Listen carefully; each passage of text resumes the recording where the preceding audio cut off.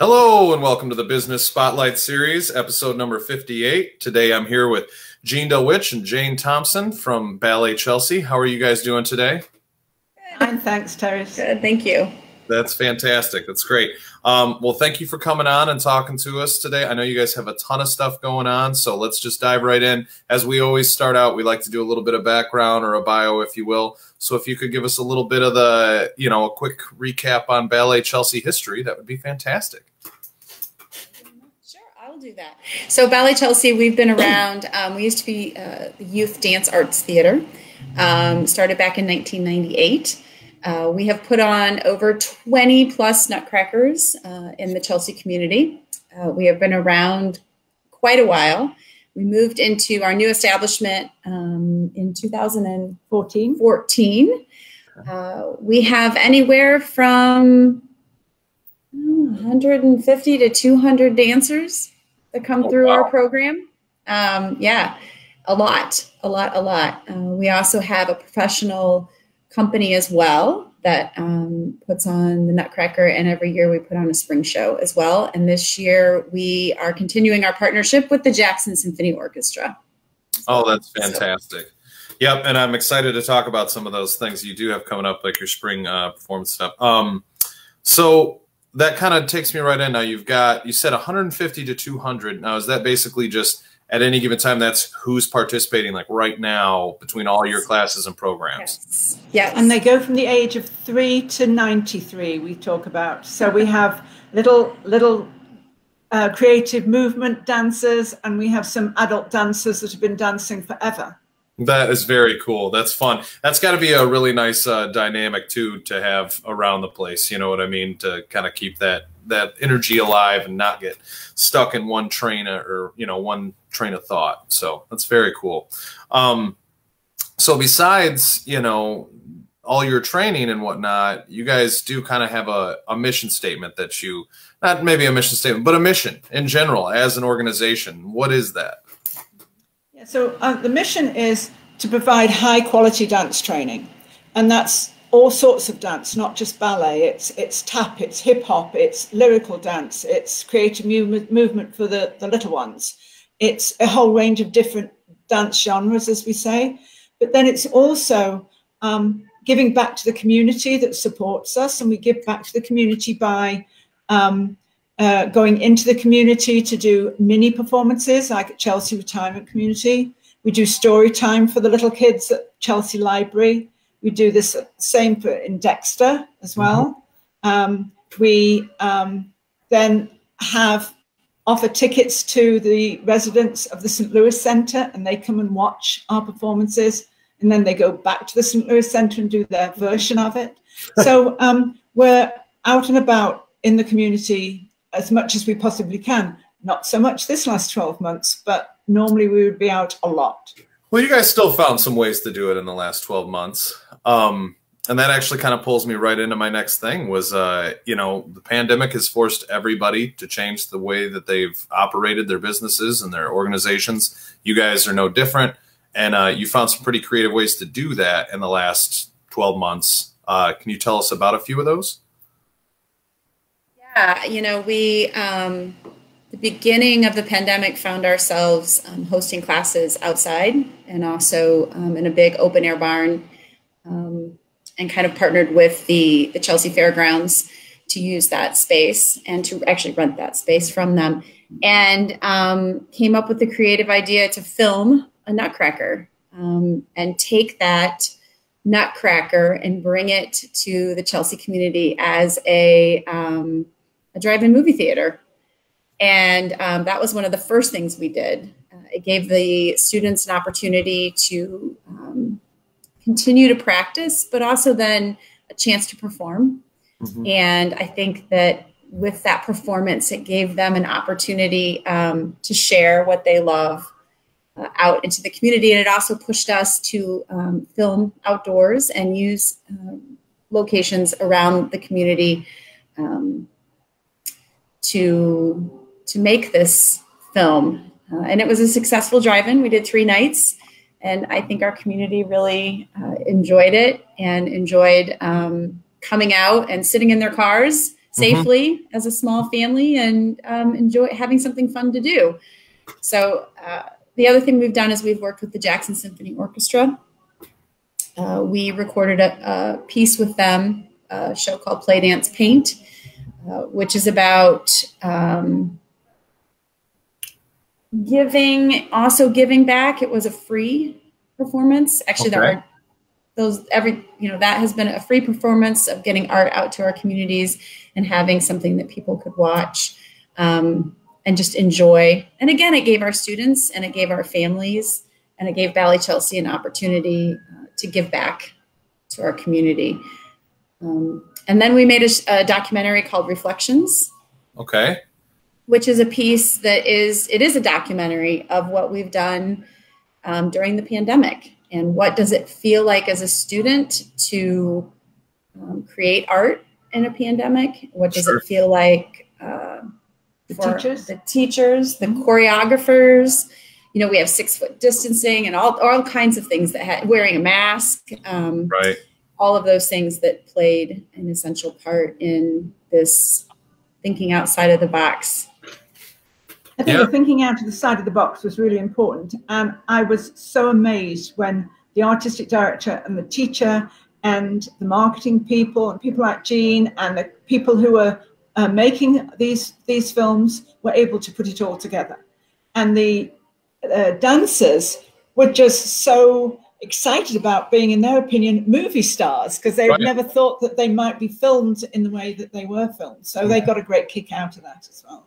With so many things being shut down, you know, that you can't go see performances and there isn't some of the live music and live events. This really gave our artists a chance to make something and be able to put it out free that the community could watch and see. And it gave us a goal and it gave connection as well. So yeah, that's great. I want to touch on a few of the things you guys said there. One, we did make sure to share that Reflections video in the comments. So people, if you want to check that out for a little more detail, please do. I wanted to say, I know we thoroughly enjoyed the drive-in of the Nutcracker. My girlfriend and I went, and it was so much fun. And I have to imagine it was probably really interesting for the dancers, as you said, not only to be, you know, in this, kind of movie stars, but it has to be very different for the whole process as opposed to doing a live performance. You know, I mean, it's kind of sectioned out, so you constantly have to get yourself back in that mindset, and then they're stopping and going, but it also sort of gives you an opportunity to really nail it, right? I mean, if you screw up, well, luckily in this format, you can try again, and no harm, no foul, I assume. I just think that's super cool. Well, and I think, our dancers typically don't dance on brick. Right. They danced on brick when they were at, Sharon Mills. That was, and they don't typically dance. We don't dance on concrete, and the barn was all concrete. So, they're ruining their shoes at a great rate as well. I bet. Yeah. So, and it doesn't snow in July and August when we were filming, or September, So there are parts of the film where we actually created snow coming down, and so it was fun. It was a really great experience. Now, I'm assuming for this year, the plan is to not film a Nutcracker, but to get back to the olden days a little bit. Correct. In fact, we will be doing a Nutcracker at Chelsea High School again, and we will be at the Potter Center as well in December. Yeah, and both of those performances will be with a live audience. We'll be with the Jackson Symphony Orchestra. So that is really exciting. Yeah, that music, when it's live like that, it definitely has a lot of resonance. That's super cool. It's going to be so nice to see all these things get back to their glory. It's been really fun, as you said, to figure out new ways to do it and shake things up. But, there's a reason that you guys have done this in person with an orchestra for so long. It's because it's got a lot of power, you know what I mean, to see it right in front of you and hear it right in front of you. So that's fantastic. I can't wait to see that. Here's, I wanted to mention real quick, Reflections, the music in Reflections came from the Chelsea Chamber Players. Oh, very cool. We partnered with the Chelsea Chamber Players, who they created the music, they played it all, recorded it, and then we used it to dance to. So they are another organization in Chelsea of the arts that we've collaborated with, and that feels really good too. Yeah, those collaborations are everything. That's so fun. They're a chamber member, and yeah, that's super cool. I didn't know that. I'm gonna have to check that out. Very cool. Now, you guys, I know we talked a lot about the stuff, but you do have one of your very specific things you're doing, which is the adaptive dance, and this is something you offer for free to the community. Can you give me a little bit more detail on that?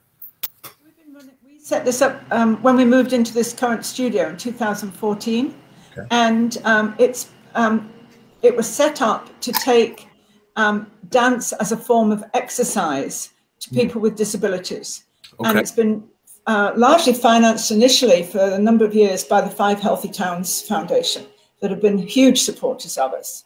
And originally it was just in Chelsea. We were doing classes for special needs preschoolers, K through 12, Chelsea Retirement Community, Silver Maple, St. Louis Centre, the WISD Young Adults Program. Mm-hmm. The year before COVID, so 2019, we ran 56 classes a week. Wow. Across the whole of Washtenaw County. And we had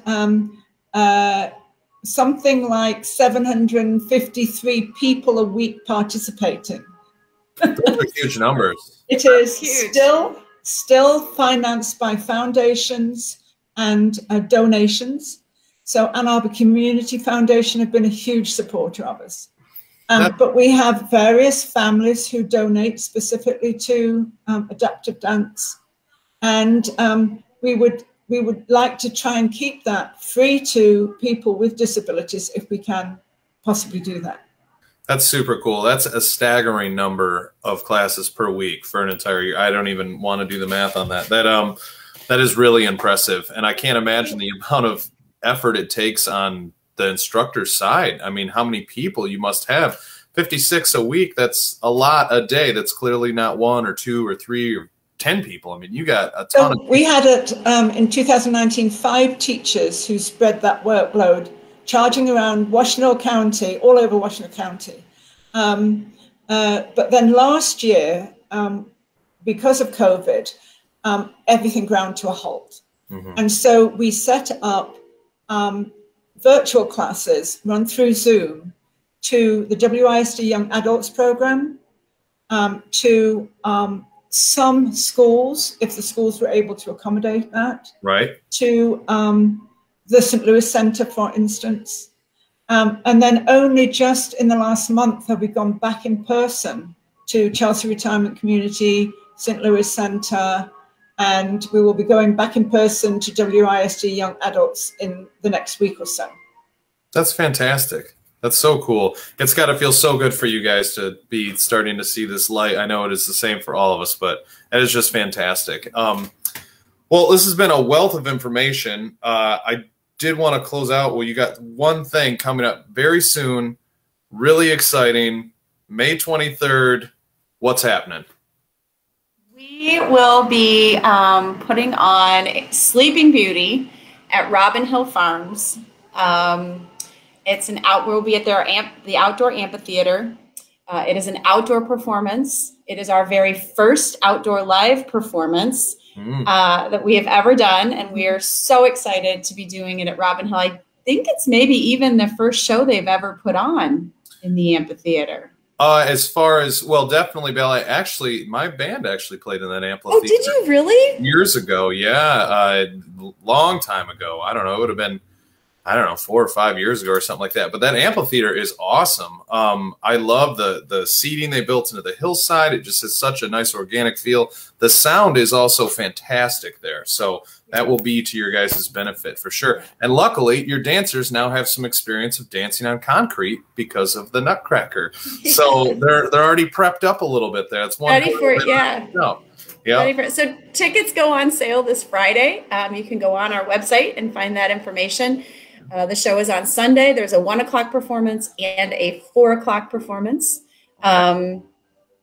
And yeah, we're really excited to perform on a stage and also have a live audience. It's Sunday the 23rd. Sunday the 23rd. Yep. Sunday the 23rd, May 23rd. So make sure if you're watching, check this out. That's all the stuff is in the comments section. So you can find the website, get your tickets. As I said, they go on sale Friday. Do you have a time specifically on Friday that they go on sale, or is it basically just in the morning? 8 a.m. 8 a.m. 8 a.m. Friday. Tickets on sale. You're not going to want to miss that. And especially, I mean, anything you get to do out at Robin Hills is always great. So that'll be fantastic. Well, guys, thank you so much for coming on and telling us. It's so nice to hear. You know, it's fun to hear the stories of how you've adapted, but it's even more fun to hear of all the things you guys have on the way and some of the things that you're going to be able to get back to normal and continue with that mission of, you know, training and bringing art into the community. It's just fantastic. So thank you again for coming by today. Thank you, Terrace. Thank you, Terrace. Thank you, Chamber. Yep. And thank you to Shasta Grifka with Grifka Marketing for sponsoring and facilitating as always. And thank you all for watching. We're going to take next week off because we've got the annual meeting, but we will see you guys all in 2 weeks. Thanks and have a great day. Bye. Bye.